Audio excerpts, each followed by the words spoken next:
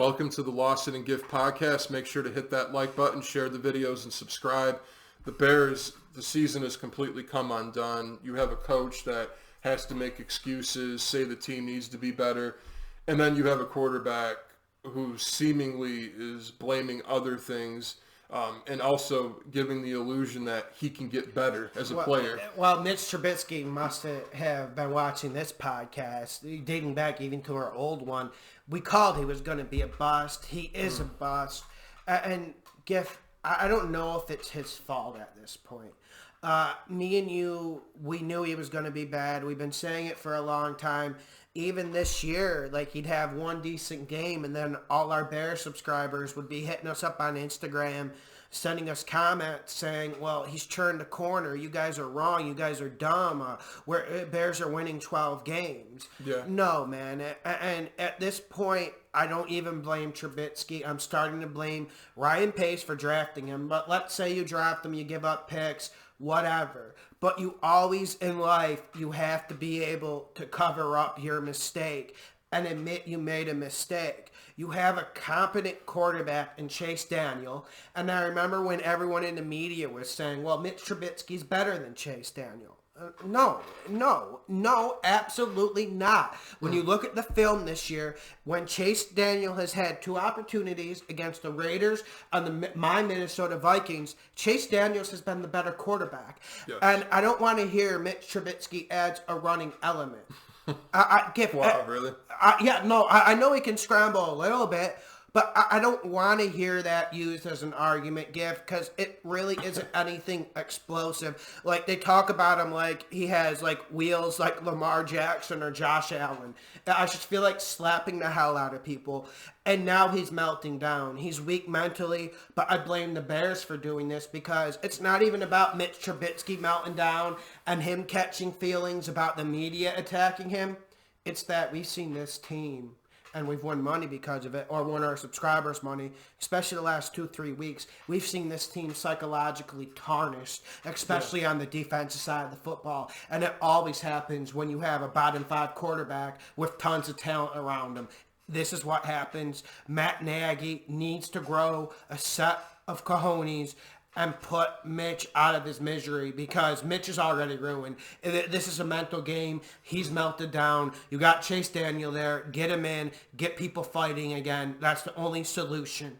Well, I think you're right about the general manager and them really shoving Mitch Trubisky down Nagy's throat. I wish that he could have that say, because then the whole world would see for sure that Chase Daniel is better, although I think the proof is already there. But I got to agree with you about the GM, because you look across the board here, you make that trade for Khalil Mack thinking that, okay, this is a piece that's going to put us over the edge. Honestly, the past 3 weeks, I really haven't seen much from Khalil Mack as far as standing out, taking over the game. No, and don't the Raiders have more wins than them now, by the way? They do. And, everyone wants to hate Chucky and all of that, but you need a quarterback first. I don't care how many Khalil Macks you have on the team. If we judge based on talent, my Minnesota Vikings would have had a Super Bowl ring by now. Okay? This is about the quarterback position. Yeah. And I am still blaming Matt Nagy because he's got a decision, Giff. At the end of the day, I know you get front office pressure. I know you get ownership pressure. But you have to do the thing that is right for the football team. And if this man honestly believes Mitchell Trubisky gives them the better chance to win, then he's in delusion land. Then he's lost the plot. And like I mentioned last time, he has a choice whether he's going to be a successful coach in this league or he's going to be like a Dickie Duran. Dick Duran did get another job with your Buffalo Bills, but that was charity at the highest. That was because he would cut to ownership and do whatever they said. Does Matt Nagy want to be Dick Duran, or does he want to be a winner in this league? This man will get another opportunity in this league, even if this goes haywire this year and haywire in that third year, and then he's out. He will get another opportunity, but he needs to decide, do I want to be Dick Duran, or do I want to be a respectable head coach in this league? And why I mentioned Dick Duran is, I think one year he put up 11, 12 wins with the Bears. Then the rest of the time he got slapped around with 4 or 5 win seasons. Yeah. We'll see what he decides, but they're doing a disservice to Mitch. And if I'm no one to defend Mitch, but he's checked out. He doesn't have what it takes. He was put in a position he never really earned or deserved. Remember 2-3 years ago, we used to laugh about how they were even scared to expose Mitch Trubisky in preseason. Now they just throw him out in the regular season and watch him get clobbered.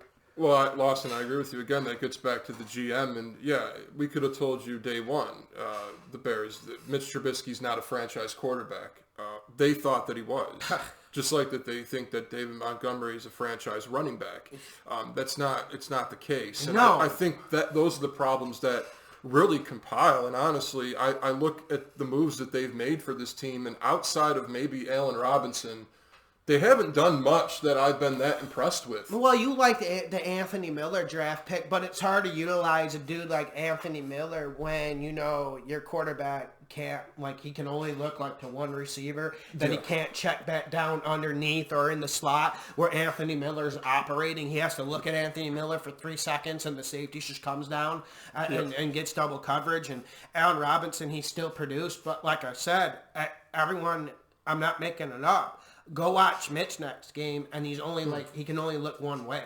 I mean, that's where we're at with him. Exactly, and that's why the Bears are in a spot right now. That's why the defense is even looking bad against the run, because they're just demoralized. You're tired, man. I mean, time of possession is important.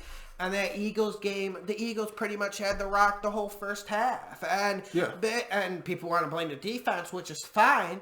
But every time Mitch gets the ball, it's 3 and out, 3 and out, 3 and out, 3 and out. He doesn't turn it over too much, but when he does make a little bit of plays, that's when the turnovers happen. So it's damned if you do, damned if you don't. 32 pass yards in that first half, I believe. This man is pathetic, and they need to save him from himself. I have to agree, and also with Nagy's future, I think you're right. You step up to ownership. You say, look, I'm benching Trubisky. It's not what's good for the team. You put Chase Daniel in there. You win a few games that you probably won't win with Trubisky, and then you prove to everybody, this is where the team's at. We need to move on from Trubisky, and you need to get a real quarterback in there, and then you really need a gift. At this point, I don't think Mitch Trubisky should finish out the rookie contract. And maybe I'm harsh, and I said the same thing about dudes like Tannehill and other guys, and maybe that's harsh. I said the same thing about Christian Ponder as well. We never liked that draft pick, but I actually think Christian Ponder is better. That has had a better career, at least in his first few years. Brian Tannehill is definitely better than. He's a lot better. They would be in a good spot with Tannehill right now, I would think. Yeah, but also Matt Nagy needs to take some ownership. Last thing I'm going to say is, what the hell happened to Tariq Cohen? I mean, he's not even utilized much anymore. And I don't know if it's because the quarterback position is so trash, or if people caught up to Nagy. Maybe it's a combination of both. But I don't want to give Nagy a clear scapegoat, because we knew Trubisky was bad, and he watched practice every day, so he obviously knows he's bad. Well, Cohen was really good in the screen game and in the short passing game, and obviously with the teams know that the Bears can't run the football. They also know that the quarterback position's terrible. As I've said before, Nagy can call a perfect game. It's not going to make a difference. Subscribe, hit the like button, share the videos, the Lawson and Gift podcast.